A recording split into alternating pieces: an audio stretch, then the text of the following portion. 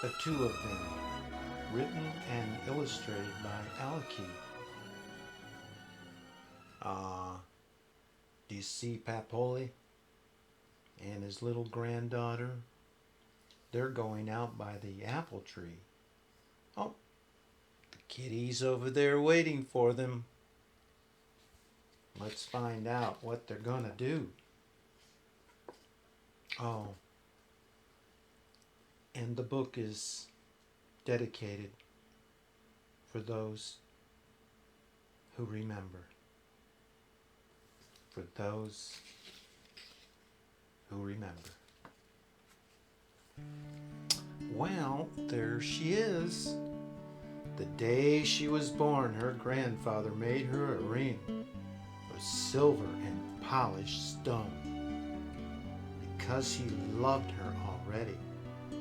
Someday it would fit her finger. There he is, making a little ring for her finger to one day fit. He made a bed her size and covered her with a rosebud blanket to keep her warm and sang her lullabies. She did not yet understand. There she is, and there's her potpourri.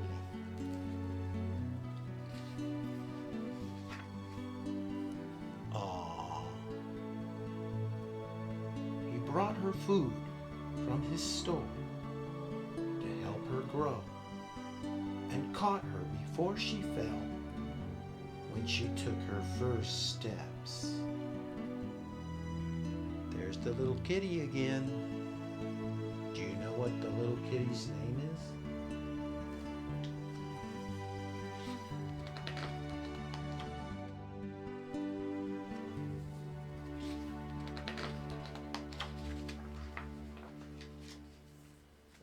Well, sometimes they went to the mountains and walked in the woods, and she floated down the creek on a rubber tire. Do you remember walking in the woods with your papa?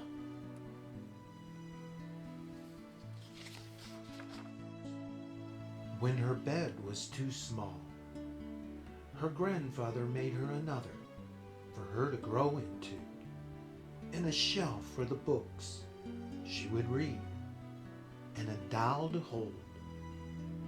He sang her songs and told her stories of long ago that had been told to him.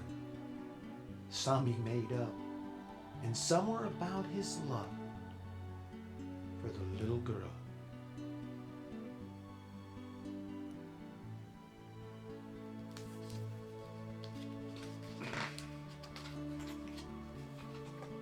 Well, she helped him in his store after school and loved the smell of the sawdust he sprinkled on the floor when it rained. There she is, helping at the counter. The lady wants some milk. There's Papoli. Uh-oh. There's a lady buying a pineapple. Another lady walking in the store. Well, sometimes she gave out the wrong change. But at lunchtime, when they ate their hot soup, he laughed about it because she was just learning to count. See over here, cashier. But there they are. Well, then her grandfather gave up his store and grew fruit in his garden instead. They picked apples and plums and tomatoes, and there was more time. He made a cradle for her doll, a flute of bamboo, and they sat under the tree and played music together.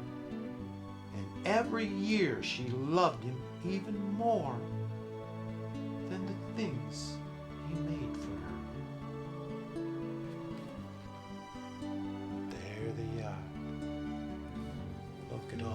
fun they're having.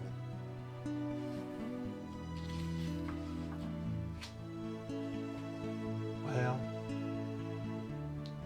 time passed, and the ring fit the little girl's finger. And it seemed suddenly that grandfather was an old man. One night, he became ill, and after that, part of him could not move. The girl wheeled him in his garden and cut the apples for him to eat, and saw that his cup was full.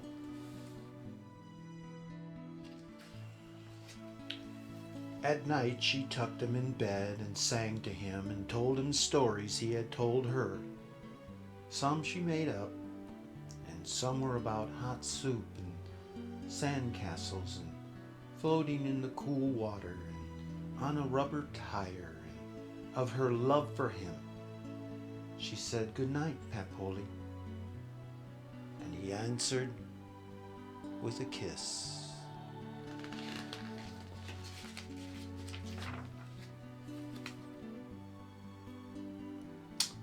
She knew that one day he would die. But when he did, she was not ready, and she hurt inside and out. It was spring, and she cut blossoms from his trees and gave them to him, and said, "Good night forever, Papoli." But he did not answer.